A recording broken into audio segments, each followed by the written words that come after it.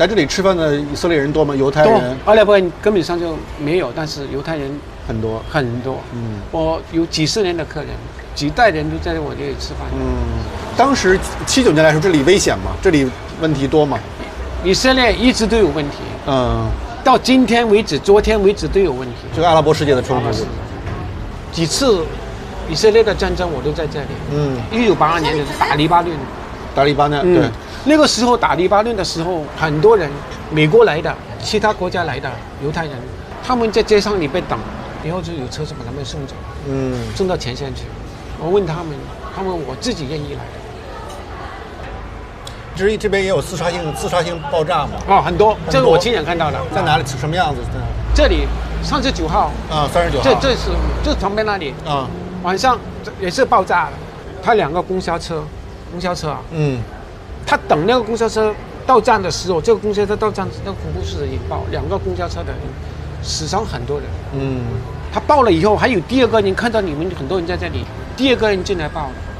什么时候爆炸最严重啊？一直都有。我们都已经怕。现在少一些了，是吧？没有了，根本上没有。现在没有了。就因为建那个墙，是不是？是，很有效，是吧？有效。但是巴勒斯坦人就很愤怒嘛，建这个墙，把人与人之间都分开了。以前有圣经记载的时候是犹太人的地方，后来犹太人2000多年的时候，他们这人就散掉了，逃到全世界的地方去了。以后阿拉伯人进来这里，生活了1000多年，他们也是当这里是他们的一辈子，他们的家。所以我觉得应该有和平的一点，大家就应该互相体谅一下，大家互相残杀，这不是一个好的解决方法。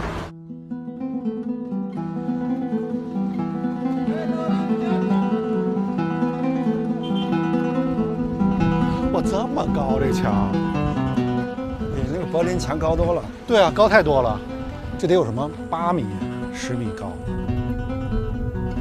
耶路撒冷是一座有着3000年历史的古城，也是犹太教、基督教、伊斯兰教的发源地。一个小平台，你望出去，居然可以看到2个宗教的地标性建筑物，一个呢是西墙，一个呢是金顶。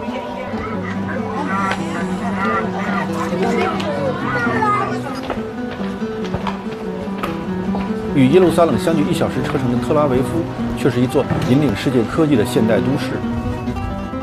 我相约赫拉利在这儿再次见面，我很好奇，如此复杂的环境对他的影响是什么。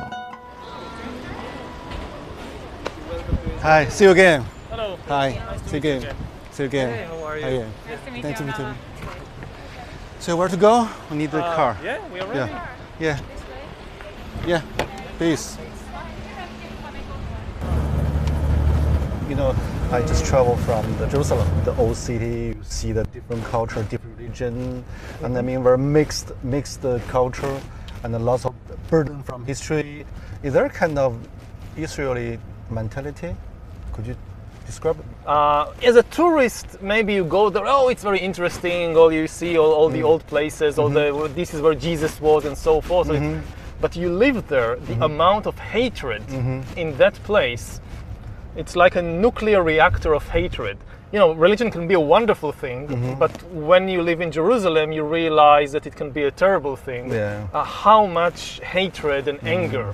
Ideally, a temple or a religious place is a place where you go in order to experience peace and harmony. If you go to a temple and you experience hatred and anger, then this is a dysfunctional temple. It's not working, you know. It's like going to a hospital and getting back even more sick. So Jerusalem for me is a dysfunctional temple.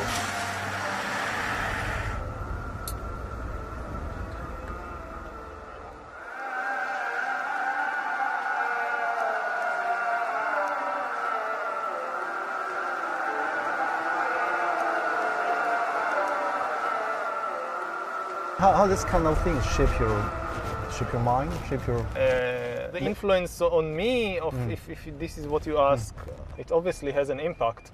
I mean, if you live in a place like Silicon Valley, maybe you can have this kind of utopian vision of a world governed by science and by rationality and things like that.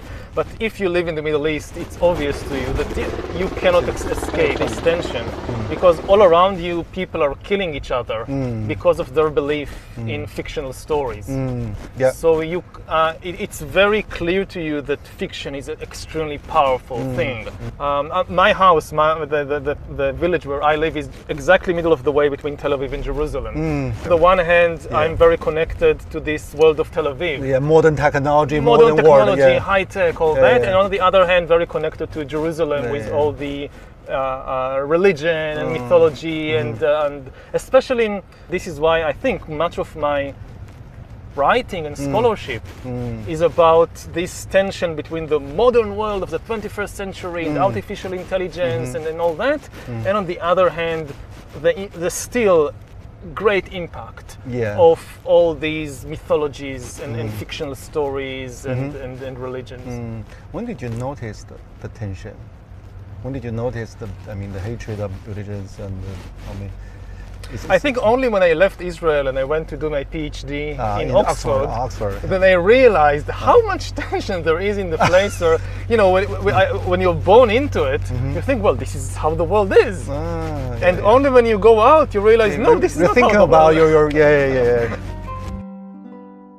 为了更充分理解这个国家与赫拉利，我约了几位当地人闲聊。我的朋友王石正在以色列游学，他与我一同前往。007那个谍战片的这个行业，对。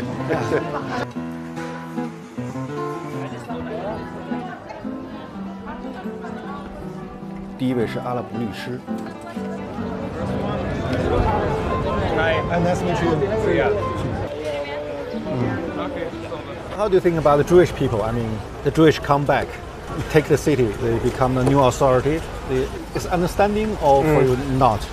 For me, I don't have a problem with the religion about the Jews. And they was living here before the occupation, and we have places that they are neighbors of the Arabs, and they don't have any problem with the Palestinian here before the occupation. When they kick them out from Europe and receive them, and later they are get of this country. But after, it's begin the problem. When I talk with the Israelis, most of the people, they have this stereotype. We really feel that. When they talking with me, are you real Arab? Yeah, I am Arab.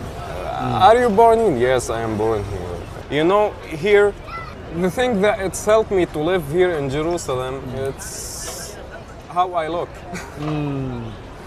According to the stereotype of the Israelis, I'm not look like the local people. The local people have to be dark skinned, not handsome person, and also my accent is good in Hebrew. You speak Hebrew? Yeah, of course, because I'm a lawyer. And in a good accent. So what's your nationality? Nationality, I don't have any nationality of any country. It's just residency.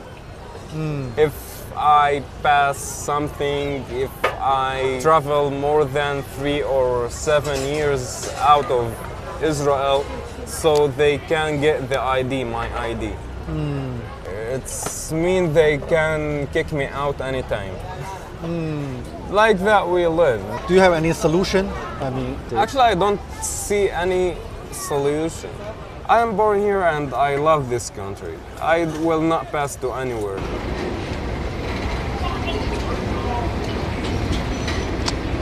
Forgot a car. Oh, it's okay. It's okay. It's okay. When did you arrive? When did you come to 2 days ago. Oh, 2 days ago. So you've been around. Yeah, spent 1 day in Jerusalem and here. Yeah, come here. Yeah. You're much more relaxed than in China. me. Yeah. Yeah, because in China you run around from Yeah, here. yeah, yeah. And here Too it's many like, things. Yeah. Oh, what nice view. You want some water?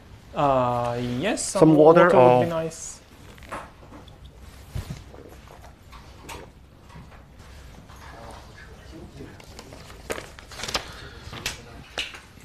Tell me more about, your self-searching in Oxford, your life, your thinking, your mentality, how the change happened. Yeah. How the change happened. Yeah. Well, I went to Oxford to do my PhD on military history. I was always very interested in the big questions of life. Yeah. What are we doing here, and what is the meaning of life, and what is the source of suffering in the world, and things like that. But I got the impression that you couldn't really engage with these questions in the academic world. The academic world is kind of pushing you to focus on more and more narrow and specialized questions. On a parallel track, I'm personally very engaged and interested in these big philosophical questions. Big tension for you. Yeah, when I got my tenure at the university, I felt that, okay, now I'm kind of secure. Now they can't do anything to me. I'm some terrible crime, like you murder the dean or something, they can't touch you. Yeah, yeah. So I try and reconnect the two tracks with these big questions about humanity and about life. I guess it was luck had something to do with it, but it was very successful. In the 20th century, there are some historians also ask big questions like Arnold Toynbee, H.G. Wells. How this kind of tradition shaped you? Influenced me. Yeah. The biggest influence on me, I think, was from Jared Diamond. Jared Diamond. He was a specialist in birds. Yeah. Yeah. He was the one who came and kind of showed the historians, look, you can do these things to, like, looking at humans from a bird's eye view. From bird to bird view. Yeah. So you're comparing Jared Diamond. What's your advantage and disadvantage of your books? Their strength compared with me is that I don't really have any background in biology. But if you just know biology, if you just understand evolution and you know everything there is to know about humans, you can now explain human history. I don't think that this can work because human history also has a very important ingredient of culture, of ideas, of stories, of fictions, and this is kind of my speciality. The exploration and understanding of fictions and mythologies and stories and their immense impact on human history. And if you don't give enough importance to the stories, to the fictions, you will never understand something like the Second World War, or like the French Revolution, or like the rise of Christianity. There was no biological or geographical explanation. So what do you think the major flaw of your theory? Have you ever think about it? Of my theory? Yeah, your perspective. You try to explain the whole world, the history, but what's the major flaw in the process? Well, if I knew the major flaw, I would have corrected it. But there are definitely flaws. Do you have any kind of worry? Maybe I speak so much about the change, the process, but actually I don't understand very well. Do you have any kind of concern? There are many areas. Because your tongue in the books is so confident. So, yes. Yeah. There are many areas that I talk about and I have no first-hand experience. I just rely on what the experts in the field say and I believe them.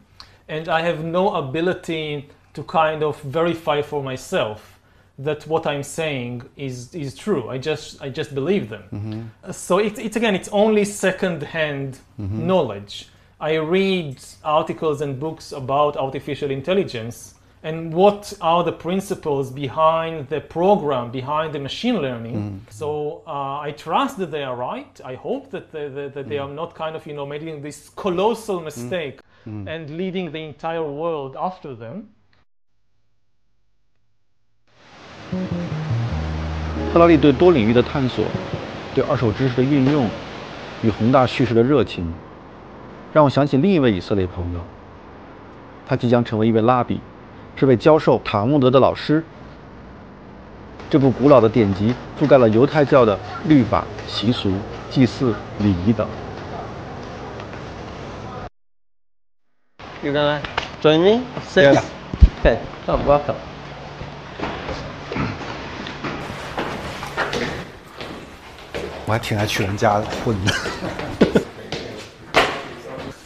Welcome.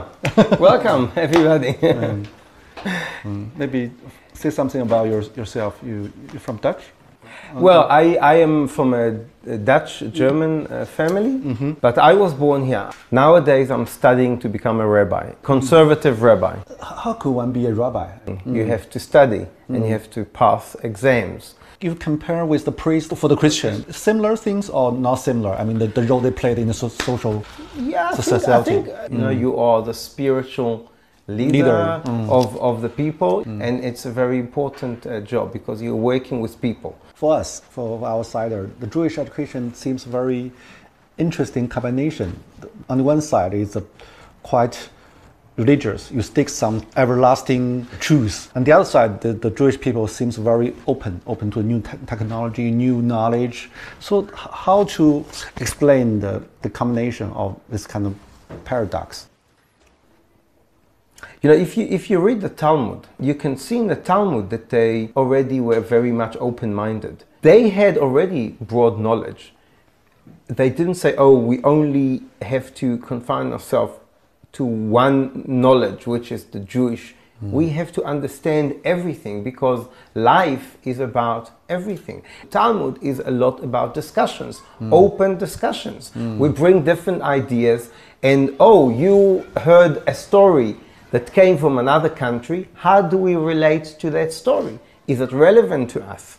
I think that in the Jewish philosophy, and you have to listen to everything, understand other cultures, other people. 2,000 years ago, we were fighting amongst ourselves. And because we were fighting, you know, there were splits in the people, the temple was destroyed. So, you know, I think that the big issue of today is how do we build bridges? You know, how do we educate the next generation so we build bridges to people who are different than us? And how the Jewish people deal with the trauma? I mean, teach the kids to know the trauma, to know their past. We realized that the stories are very, very important. Everybody started talking about it and understanding that it is important to discuss it. Do you think that Israel today still facing kind of existential crisis? I want to believe that not. I think that, look, there are people in the world that say that they want us to disappear. But I don't think that, you know, practically it's possible. But human beings are not always predicted. What we learn from history is that human beings, that people, never learn from history. So history can often repeat itself because we just don't learn. So we don't look with open eyes of what happened only a few years ago and say, okay, let's do it differently. So I don't know. You know, I don't think that we are today on an immediate threat. But of course, Israelis feel that there is a threat. But I hope and I believe that we are strong enough and we'll be okay.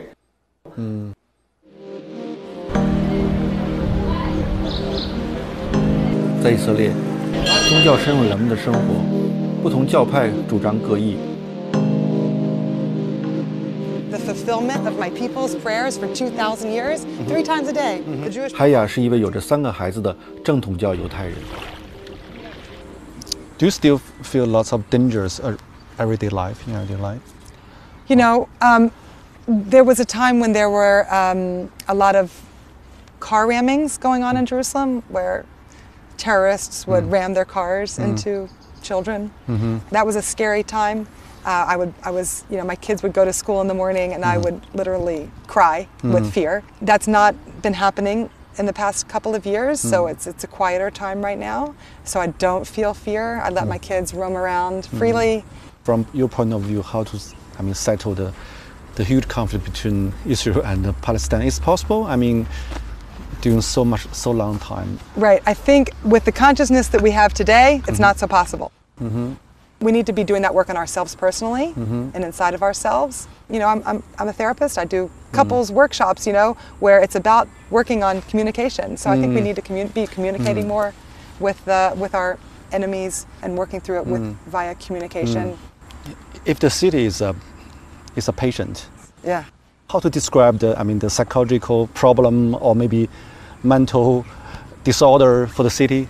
You know, it's interesting we're having this interview today. Today is the National Day of Mourning. There's all sorts of things that we do today to enter into a consciousness of mourning for all of the pain of the world. 2,000 years ago, our people had senseless hatred. We hated for no good reason. We hated our brother, we hated our cousin, we hated. And for that, our national story goes, our temple was destroyed and the Jewish people were dispersed all over the world because we could not love each other. That's our psychological ailment is hate. And so the fixing of that is going to be love. It is love, senseless love. What does that mean and how do we do that is a whole other question, but I think just having that awareness, and we're trying to learn how to love senselessly. Wow. I know that seems like a little bit like theoretical maybe, but I think it's true. I think that's where we have to start. So in your book, you also mention about the global meaning crisis. Actually, people don't know who they are and they lost identity. So how to cope with it, from your point of view? How to deal with the phenomenon? We can't come back. We can't go back. We can't go back. This should be But very clear. Yeah, we the road must create back. new. Yeah, what's new? What's the new meaning? I think that always the key is to get to know ourselves better. When people ask what is the meaning of life, they usually expect to be told some story about the universe, which gives them some role to play. You have the Jewish story, the Christian story, the national story, but all these stories are false because the universe doesn't work as a story. It exists today in the world, not Israel, not Japan, not Greece, not Egypt. None of them existed 5,000 years ago. Humans coming out of Africa, the first cave art, the farming, the invention of farming, of agriculture, the invention of writing, of money, the first cities, all these things happened long before any of the nations that today exist appeared. So none of them offers you an eternal truth. And I think that what the real answer to this search for meaning is leave all these stories aside. And the key thing is to really understand the reality about yourself. So there are many tools to do it, from meditation to the tools of science, that to really explore what is the body, what is the brain, what is happening within me. If you really know the truth about yourself, I don't think that you need any of these stories anymore. So you say you must create your own story. No, you don't create your own story. You search for the truth, about the reality about yourself. But you said the whole history is about story, but how to see the reality. But people never live in the kind of true reality, mostly fictional. Yes, as I said, in order to live in society, in order to have a functioning social order, you must have all these kinds of stories. They're useful as tools.